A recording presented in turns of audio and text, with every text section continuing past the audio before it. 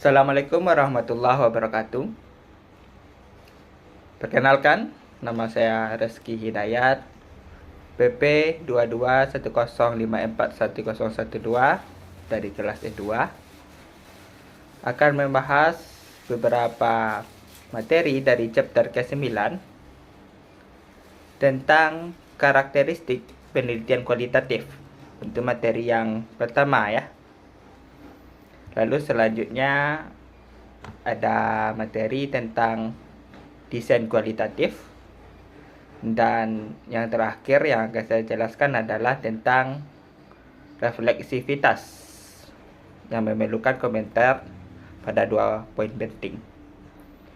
Ini 3 materi yang saya jelaskan dari 9 materi yang ada di chapter 9 tentang penelitian kualitatif. Nantinya ada 6 materi lagi yang sisa, dan itu nanti akan dijelaskan oleh rekan-rekan saya pada bagian video ini. Nah, kita akan bahas untuk kualitatif itu karakteristiknya yang pertama adalah tinjau kebutuhan audiens potensial untuk proposal atau studi tersebut. Ya, misalnya ada penelitian kualitatif yang biasanya diterima dan dikenal dalam ilmu sosial. Nah, maka kita menanyakan kepada orang-orang yang paham ilmu sosial. Nah, begitu juga yang kedua adalah jika ada pertanyaan tentang pengetahuan audiens, sampaikan karakteristik dasar penelitian kualitatif dan pertimbangkan untuk membahas artikel jurnal penelitian kualitatif terkini atau yang terdahulu. Nah, selanjutnya juga jika karakteristik dasar itu ada, silakan sebutkan bagaimana pengantar untuk menyampaikan karakteristik tersebut. Hal-hal yang mendukungnya adalah latar ilmiah. Jadi penelitian kualitatif ini cenderung dipartisipasikan oleh mereka yang paham ilmu-ilmu tentang kualitatif tersebut, gitu ya.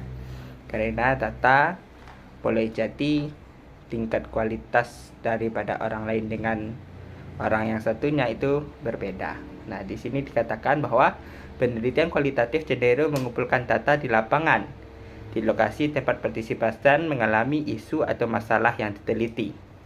Peneliti tidak membawa individu ke laboratorium, dan mereka juga tidak menerima instrumen untuk diisi oleh individu. Nah, selanjutnya yang paling penting itu adalah peneliti sebagai instrumen utama. Nah, instrumen ini dikategorikan sebagai subjek utama ya. Karena tentunya data kualitatif ini dikumpulkan oleh mereka yang memiliki bidang tertentu.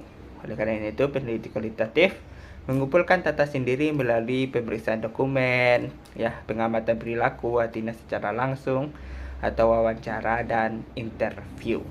Ya, yang sering atau umum dibahas. Nah, selanjutnya adalah bahwa penelitian kualitatif ini tidak bisa bersumber dari satu data. Paling tidak ada banyak data yang kita punya sehingga bisa menjadikan refleksi ataupun paling tidak menjadi pembanding. Ya, data-data itu bisa berbentuk seperti wawancara, observasi, dokumen, dan informasi audiovisual. Alih-alih mengandalkan sumber data yang satu saja. Lalu selanjutnya bahwa analisis data induktif dan deduktif, ya. Kita mengetahui bahwa ada data yang induktif dan ada data yang deduktif. Nah, ini peneliti kualitatif biasanya bekerja secara induktif, membangun pola, kategori, dan tema dari bawah ke atas dengan mengorganisasikan data ke dalam urutan yang semakin unit oleh informasi abstrak. Makna-makna dalam proses penelitian kualitatif, peneliti tidak fokus pada pembelajaran makna yang dimiliki partisipan mengenai masalah atau isu. Bukan makna peneliti bahwa ke dalam penelitian yang diungkap oleh penulis dalam penelitian.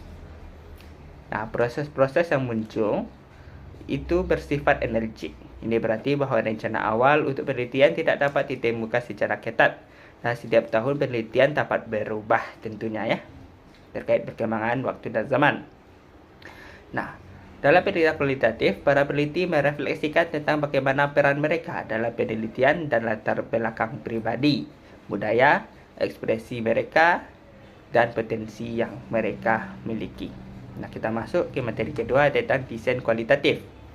Nah, desain kualitatif ini ada identifikasinya. Yang pertama adalah memberikan beberapa informasi dasar tentang aplikasi tersebut.